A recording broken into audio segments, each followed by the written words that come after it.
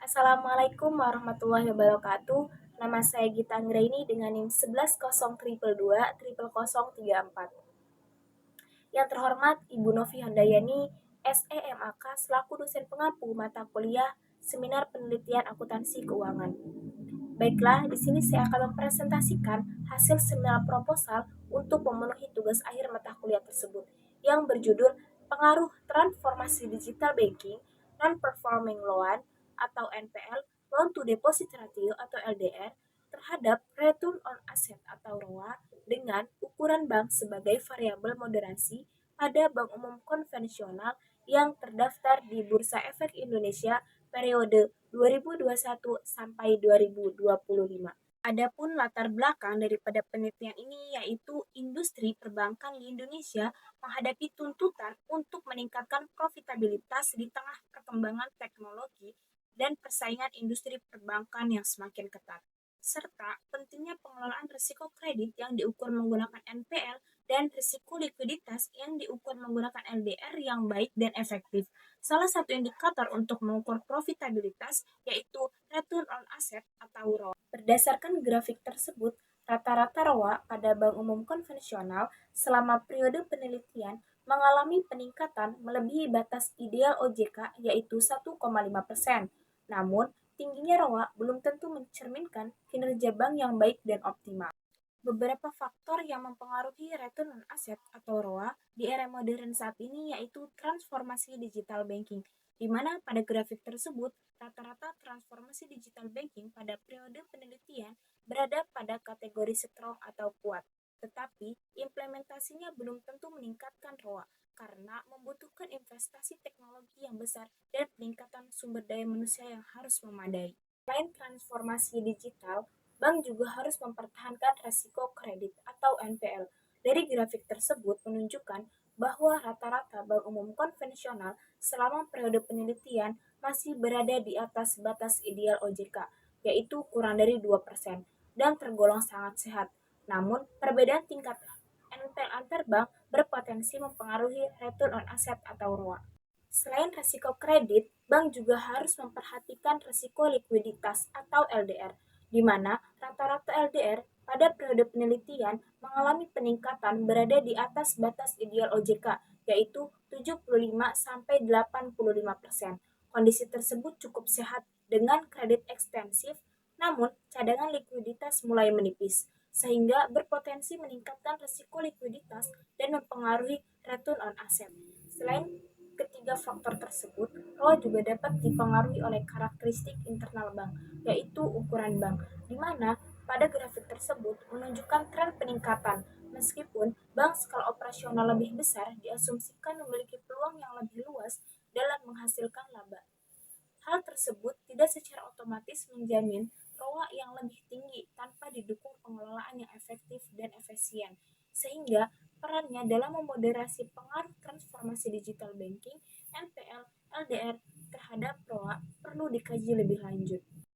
Beberapa penelitian sebelumnya memperoleh hasil yang berbeda, serta keterbatasan penelitian mengenai peran ukuran bank sebagai variabel moderasi terhadap hubungan transformasi digital banking, NPL, LDR terhadap return on asset atau ROA.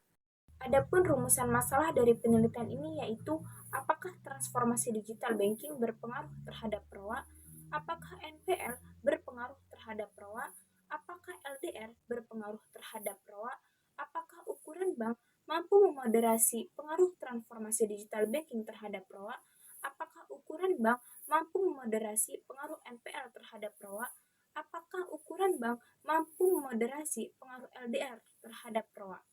Adapun tujuan dari penelitian ini yaitu untuk menganalisis pengaruh transformasi digital banking terhadap ROA, untuk menganalisis pengaruh NPL terhadap ROA, untuk menganalisis pengaruh LDR terhadap ROA, untuk mengetahui peran ukuran bank dalam memoderasi transformasi digital banking terhadap ROA, untuk mengetahui peran ukuran bank dalam memoderasi pengaruh NPL terhadap ROA, untuk mengetahui peran ukuran bank dalam memoderasi pengaruh LDR terhadap ROA. Adapun manfaat daripada penelitian ini adalah sebagai berikut. Secara akademik, untuk menambah referensi dan pengembangan ilmu di bidang manajemen keuangan perbankan, serta menjadi referensi peneliti selanjutnya untuk mengkaji topik yang serupa. Sedangkan manfaat secara praktis yang pertama bagi manajemen bank sebagai bahan pertimbangan dalam meningkatkan ROA melalui transformasi digital banking, pengelolaan risiko kredit atau NPL, dan risiko likuiditas atau LDR. Yang kedua, bagi regulator dan Bank Indonesia memberikan masukan empiris dalam penyusunan kebijakan terkait variabel tersebut. Adapun landasan teori yang digunakan untuk deskripsi teoritik yaitu agensi teori yang dikemukakan oleh Michel dan McClellan. Teori ini menjelaskan hubungan antara pemegang saham, prinsipal, dan manajemen atau agen sehingga profitabilitas atau ROA bank dipengaruhi oleh kualitas keputusan manajemen dalam mengelola aset, risiko kredit atau NPL, risiko likuiditas atau LDR, serta implementasi transformasi digital banking. Selanjutnya yaitu teori return on asset atau ROA. Menurut Kashmir 2021, return on asset atau ROA merupakan rasio yang mengukur kemampuan manajemen dalam menghasilkan pendapatan dari pengelolaan aset. Semakin tinggi ROA, semakin baik kinerja dan profitabilitas bank tersebut. Selanjutnya yaitu teori transformasi digital banking. Menurut Aprilia dan Adi 2026, transformasi digital yakni tingkat penerapan teknologi digital dalam proses operasional dan layanan perbankan guna meningkatkan efisiensi dan daya saing perbankan. Selanjutnya yaitu non-performing loan atau NPL.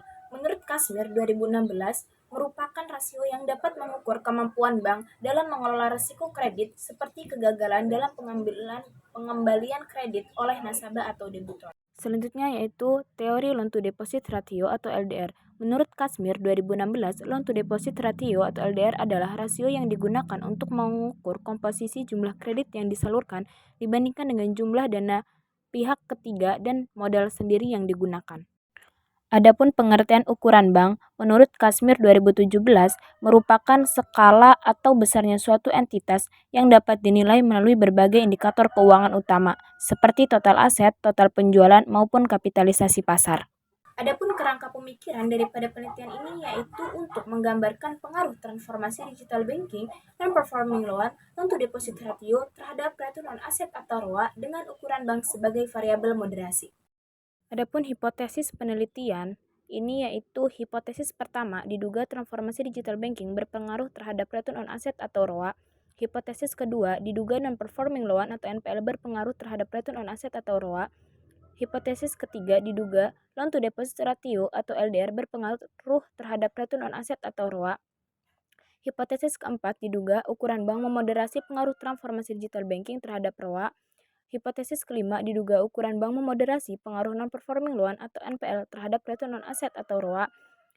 Hipotesis keenam diduga ukuran bank memoderasi pengaruh loan to deposit ratio atau LDR terhadap return on asset atau ROA pada bank umum konvensional yang terdaftar di Bursa Efek Indonesia periode 2021 sampai 2025. Adapun metodologi penelitian pada penelitian ini yaitu menggunakan metode penelitian kuantitatif dengan pendekatan asosiatif, merupakan jenis penelitian yang bertujuan untuk mengetahui hubungan atau pengaruh antara dua variabel atau lebih. Adapun populasi yang digunakan pada penelitian ini yaitu seluruh bank umum konvensional yang terdaftar di Bursa Efek Indonesia periode 2021 sampai 2025 sebanyak 44 bank. Adapun sampel yang terdapat pada penelitian ini yaitu sebanyak 17 bank umum konvensional yang memenuhi kriteria sampel penelitian. Dan sumber data penelitian ini yaitu data sekunder yang diperoleh dari laporan tahunan annual report dan laporan keuangan bank yang dipublikasikan melalui website resmi Bursa Efek Indonesia dan website resmi masing-masing bank umum tersebut. Selanjutnya yaitu teknik analisis data. Yang pertama, analisis statistik deskriptif, yaitu memberikan gambaran suatu data yang diperoleh. Yang kedua, uji asumsi klasik yang terdiri dari uji normalitas, uji multikolinealitas, uji autokorelasi, dan uji heterokedastisitas. Selanjutnya yaitu uji analisis linear berganda, yaitu menjelaskan pola hubungan dua variabel atau lebih dengan persamaan regresi berikut. Selanjutnya yaitu uji koefisien determinasi yang digunakan untuk mengukur seberapa jauh kemampuan model dalam menerangkan variasi variabel dependen. Selanjutnya yaitu pengujian hipotesis, yaitu uji signifikasi parameter secara parsial, menunjukkan seberapa jauh pengaruh satu variabel independen secara individual dalam menerangkan variasi variabel dependen. Selanjutnya yaitu uji moderated regression analysis atau MRA untuk mengetahui apakah variabel moderasi mampu memperkuat atau memperlemah hubungan antara variabel independen dengan variabel dependen dengan persamaan model regresi berikut.